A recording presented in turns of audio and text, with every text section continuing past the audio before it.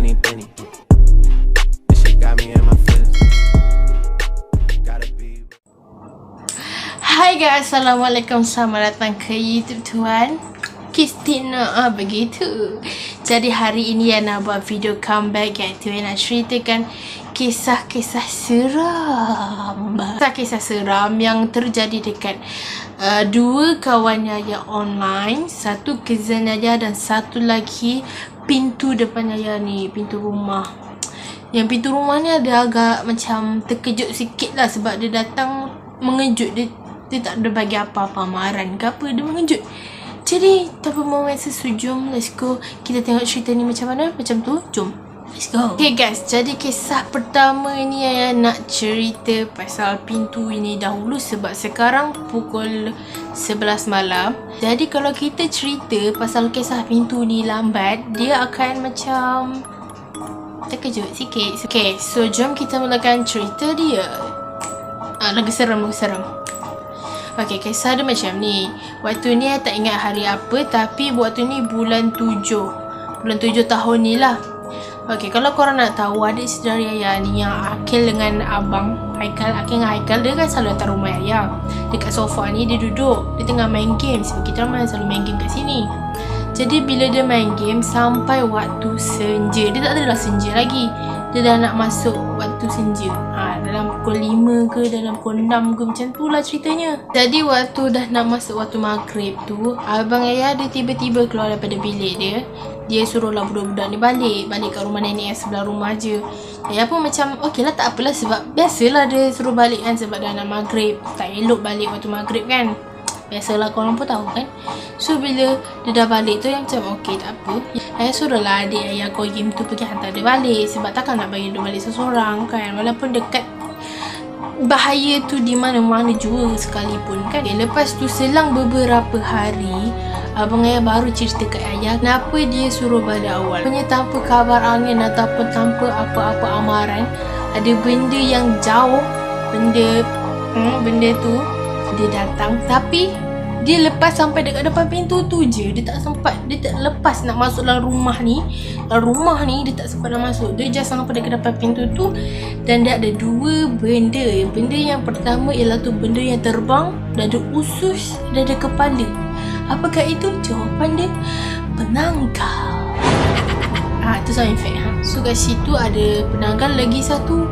Yang tak silap dia abang Yaya kata dia macam berbongkok. Dia tak tahu lah tu nenek kebayan ke ataupun beruk ke apa, tapi memang ada dua benda tu, tapi dia tak sampai. Dia macam dia sekat dekat situ je. Mungkin sebab dah pagar, I don't know. Lepas tu abang Yaya kata benda tu terus pergi. Dia macam ni ke pintu, dia sampai situ, mungkinlah dia sampai situ, dia tengok dalam, lepas tu dia balik. Mungkin dia macam menziarahi lah, saya tak tahulah. Itu cerita dia. Cerita yang kedua ni pula ada combine dengan cerita yang pertama tu. Ni baru chapter pertama. Okay, yang ini, yang next ni pula, yang ni berlaku waktu hari jadi saya. Siapa yang ada nombor Yaya, dia tahulah. Yaya ada buat status pasal benda tu, abang ni ada buat status pasal benda tu juga. Dan kejadian tu berlaku pada pukul 1 pagi. 1 pagi tengah cakap thank you dengan member sebab wish birthday kita. Tahu-tahu abang Yaya yang first ni dengan second ni, dia masuk bilik Yaya lah. Lepas tu bila dia masuk, dia terus tutup pintu, dia terus duduk kat atas katil. Dia apa macam, kenapa ni diorang ni kan? Sebab tiba-tiba datang duduk, lepas tu buat muka macam macam tu lah, muka macam geram. Ada orang datang bilik tu dua-dua serentak, maksudnya mesti ada benda itu, mesti.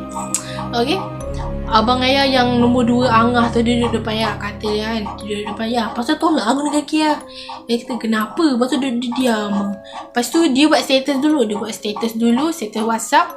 Dia kata malam-malam pun nak datang, nak kacau.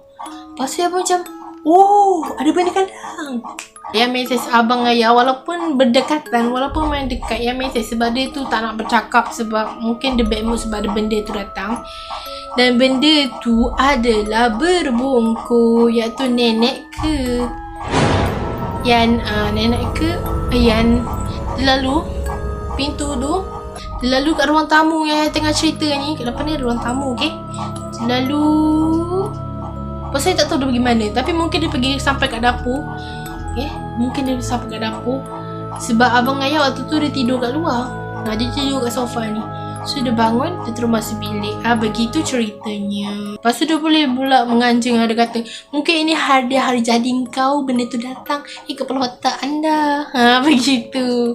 So itulah cerita yang pertama. Jadi kita ke cerita next. Cerita ni pasal asrama. Jadi budak-budak asrama ni dah ada banyak, dah ada pelbagai kisah-kisah seram yang tersendiri. Jadi ini berlaku dekat kawan online ya. Nama dia Syasha. Punya kawan lelaki. So kiranya dia punya college ni macam berkongsi lah kan. Ada lelaki ada perempuan normal lah, KV macam tu. Jadi KV dia ni dekat Terengganu. So dia kawan online ya lah. Syasha bagi tahu nama kawan dia ni Izme.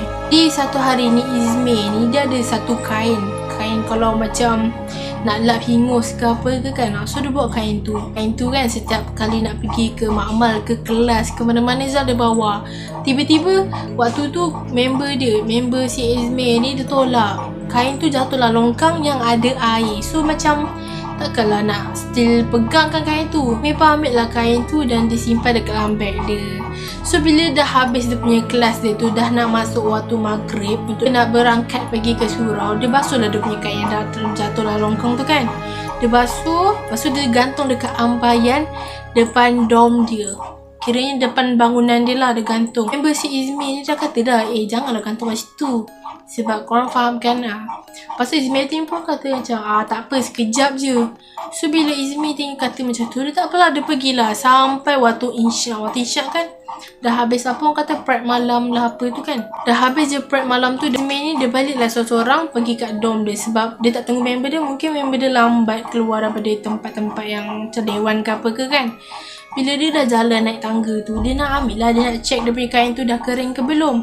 Jadi sebelum dia sampai dekat tempat yang dia gantung kain tu, dia dah ada nampak benda lah yang tergantung selain kain dia. Kalau kau nak tahu benda apa yang tergantung tu adalah POCONG. Izmi ni dia macam garuk, dia macam betulkan mata dia, macam gosok mata dia lah. Senang cerita, dia gosok mata dia. Dia tengok lagi sekali, benda tu tak ada. Dia terus tak ambil kain dia terus masuk dalam dom dia. Dia baring terus atas katil. Dan kawan-kawan dia yang sedom yang sama tu, dia pun macam pelik lah, macam awal sangat kau tidur ni meh. Keesokan harinya si Izmi ni, dia cerita balik dekat member dia yang tegur dia jangan sidai dekat depan ampayan tu. Jangan sidai dekat ampayan tu. So member si Izmi ni pun membebel lah. Dia kata, itulah kau, aku dah pesan jangan gantung situ, nak gantung juga. Start situ Izmi dia dah tak nak gantung apa-apa lepas waktu maghrib. Jadi cerita dia macam tu lah. Dia ada nampak ada benda yang tergantung selain daripada kain dia. So macam tu lah cerita dia yang kedua.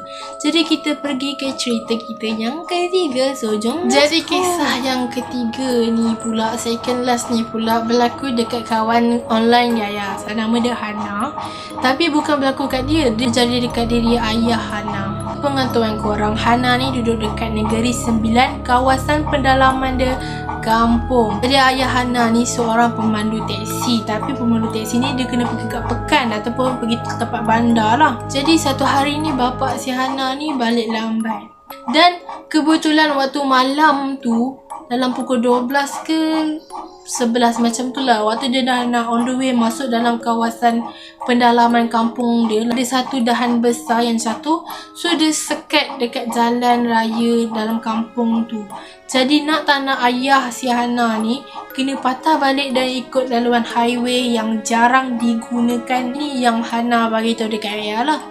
Dekat highway tu ayah si Hana ni tengah bawa kereta lah, tengah usyuk bawa kereta. Mungkin dia tengah isap rokok, sebab tu tingkap belah dia punya kiri ni terbuka. Mungkin sebab panas ke apa kan. Jadi ayah si Hana ni tengah bawa, tengah usyuk sambil mata dah terpuyuk ke semua tu. Ayah Hana nampak dekat side mirror. Side mirror kan apa dia? Side mirror belah kiri dia tu, dia nampak sekumpulan lelaki yang sedang bawa keranda. Korang ayah Hana ni dia tergamam lah. Dia sambil tengah panas Hamil tu dia macam Astaghfirullahalazim. Dia istighfar apa semua, dia baca surah apa semua, dia terus tutup tingkap. Jadi ayah Hana ni balik dengan keadaan yang selamat. Dan malam tu dia tak ada kena kacau ke apa ke. Dia semua selamat. So itu cerita untuk chapter yang ketiga. Mari kita pergi ke cerita yang terakhir. Jadi kisah yang keempat ni berlaku dekat cousin Yaya yang bernama Mira dan juga adik dia. Cousin Yaya ni dia duduk dekat kampung. Kawasan perumahan dia ni memang jenis pendalaman jugalah nak dijadikan ceritanya. Jadi jarak antara rumah si cousin Yaya ni dengan rumah jiran dia nak kata jauh tu bolehlah jauh juga. Korang pun tahu kan rumah kampung kan ada yang jenis jauh-jauh, ada yang dekat-dekat. So dia macam jarak SOP macam tu lah kan ceritanya. Jadi benda ni mustahil nak cakap jiran dia main benda tu ke apa ke. Kisah dia macam ni. Lepas tu ni malam, cousinnya dia kata dia tak ingat hari apa tapi dia tahu pukul 1 pagi. Dalam pukul 1 pagi macam tu lah. Dia dengan adik dia je tak tidur lagi. Orang lain semua ahli family dia semua dah tidur. Biasalah perempuan tak tidur, dia orang akan bergosip ataupun berangan. Macam tu lah kita orang perempuan ni kan. Mira dengan adik dia Kak Angah, dia orang tak tidur lagi.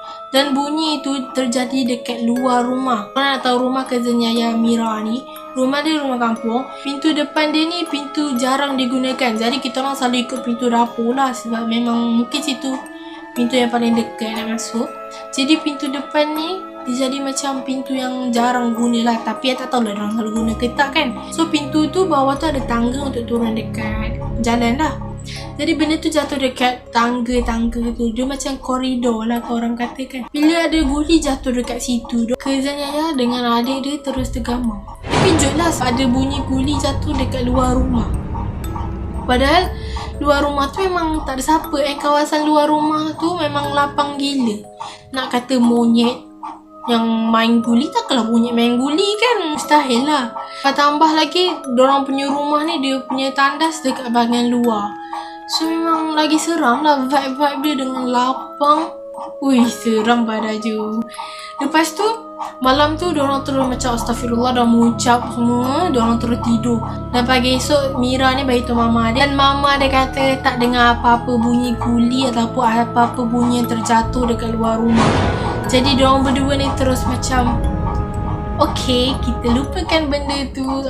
Dia macam chill je, tak nak kecoh-kecoh kan. Jadi dia cakap ada kat cousin ni mungkin ada monyet dah ambil buah ke sebab situ ada monyet juga. Mungkin monyet yang jumpa guli dia terus paling mana tahulah kan Mira kan. Kita kena usnuzon. Begitulah ceritanya. Jadi guys, moral of the story untuk semua kisah ni, benda tu ada je dekat mana-mana.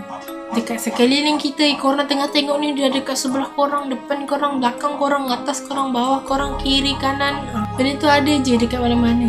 So guys, sampai sini je video kisah seram. Tak tahulah benda ni seram ke tidak. Bagi yang memang seram gila. Kalau korang suka video ni, korang jangan lupa untuk tekan button like, subscribe and komen dan juga share video ni. Lepas tu korang tekanlah loceng tu nanti bunyi ting-ting-ting notification Tuan Christina keluar. Begitulah ceritanya. So guys, thank you lagi sekali sebab tengok cerita ni. And stay safe, duduk rumah. Ingat benda tu ada di mana-mana. Mungkin ada di hadapan korang. Macam korang tengah tak telefon kan, benda tu dekat sebelah muka korang. Macam tu. So stay safe. Bye. Assalamualaikum. Selamat malam. Ingat tau, dia dekat mana-mana.